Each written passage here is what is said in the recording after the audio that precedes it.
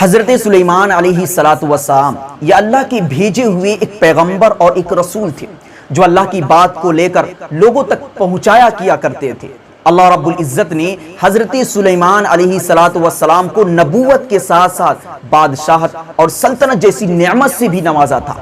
اور بادشاہت صرف اور صرف لوگوں پر، انسانوں پر ہی نہیں تھی، بلکہ حضرت سلیمان علیہ السلام کی بادشاہت جناتوں پر بھی تھی، شیاطین پر بھی تھی، اور زمین پر رینگنے والے کیڑے اور مکوڑوں پر بھی تھی، آسمان پر اڑنے والے پرندوں پر بھی تھی۔ الغرض اس دنیا کے اندر، اس دھرتی پر جتنی بھی مخلوق ہے، ان سب پر حضرت سلیمان علیہ السلام کی بادشاہت اور حکومت تھی، اور یہی چیز تو شیاطین کو ہضم نہیں ہوئی، اسی چیز سے جناتوں کو بہت تکلیف ہو رہی تھی۔ حسد کی وجہ سے انہوں نے ایک بڑی سازش رچی، اور اس سازش کا نتیجہ یہ نکلا کہ ایک وقت ایسا آیا کہ جو لوگ حضرت سلیمان علیہ السلام سے محبت کیا کرتے تھے، جو لوگ یہ سوچا کرتے تھے کہ حضرت سلیمان علیہ السلام اللہ کے بھیجے ہوئے پیغمبر اور رسول ہے، وہی اس بات سے مکر گئے اور انکار کر بیٹھے کہ یہ نعوذ باللہ اللہ کے رسول اور پیغمبر نہیں، یہ تو ایک جادوگر ہے۔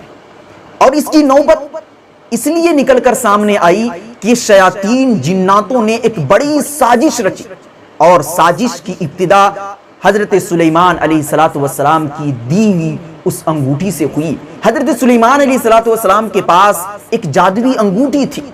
اسی جادوی انگوٹھی کی برکت سے وہ جنات پر حکومت کیا کرتے تھے، اس دھرتی کے اندر جتنی مخلوق ہیں ان سب پر حکومت کیا کرتے تھے، اور ان کا معمول یہ تھا کہ جب کبھی بھی وہ قضائے حاجت کے لیے جاتے تو اس انگوٹھی کو نکال کر اپنی اہلیہ کو دے دیا کرتے تھے۔ معمول کے مطابق ایک مرتبہ حضرت سلیمان علیہ السلام اس انگوٹھی کو نکال کر اپنی اہلیہ کو دے کر قضائے حاجت کے لیے گئے کہ اتنے ہی میں ایک شیطان جن حاضر ہوتا ہے، اور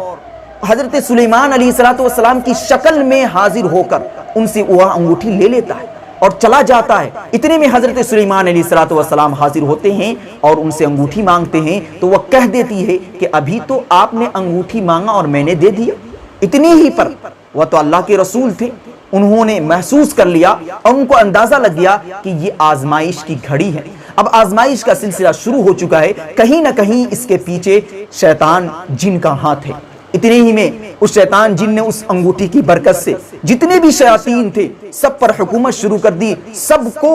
اپنے پاس جمع کر لیا، اور جمع کرنے کے بعد ان کو حکم دیا کہ تم ایک جادوی کتاب تحریر کرو، ایک ایسی کتاب تحریر کرو کہ جس کتاب کے اندر جادو کے تمام تر عقائد اور مسائل لکھے گئے ہوں، غیب کی باتیں لکھی گئی ہوں۔ اس طریقے سے اس شیطان جن نے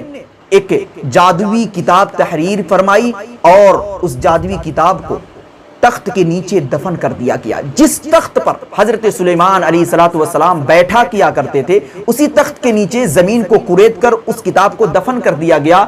آزمائش کی گھڑی ختم، پھر حالات اچھے ہوئے، حضرت سلیمان علیہ السلام اپنی کرسی پر بیٹھے۔ اس کے بعد موقع ملا اور اس شیطان جن نے علل اعلان یہ کہنے لگا کہ حضرت سلیمان علیہ السلام یہ کوئی پیغمبر اور رسول نہیں، یہ تو جادوگر ہے، اور اس پر دلیل اس نے یہ پیش کی کہ اس کی کرسی کے نیچے، یعنی حضرت سلیمان علیہ السلام کی کرسی کے نیچے بہت سی ایسی کتابیں ہیں کہ جن کتابوں سے جادو کی تعلیم حاصل کی جاتی ہے، اور انہی کتابوں سے یہ تعلیم حاصل کر کر کے ہم پر اور تمام مخلوق پر حکومت کرتا ہے۔ نعوذ باللہ، اس عقیدے کو اس نے رواج دیا، لوگوں کو یقین نہیں ہو رہا تھا، لیکن کچھ لوگ اس شیطان جن کے سامنے آئے اور اس زمین کو کھودے، اس زمین سے جب کتابیں نکل کر سامنے آئی تو بہت سے لوگ اس شیطان جن کے ساتھ ہو لیے اور یہ کہنے لگے کہ ہاں واقعتاً اس کتاب کی روشنی میں حضرت سلیمان علیہ السلام ہم پر حکومت کیا کرتے تھے، یہ جادوگر ہے، نعوذ باللہ۔ اور یہی عقیدہ یہودیوں کا بن گیا، تو آپ صلی اللہ علیہ وسلم کے زمانے میں قرآنی آیت سے ان کو جواب دیا گیا، ان کو بتایا گیا کہ حضرت سلیمان علیہ السلام یہ کوئی جادوگر نہیں تھے، حضرت سلیمان علیہ السلام تو یہ اللہ کے بھیجے ہوئے ایک پیغمبر اور ایک رسول تھے۔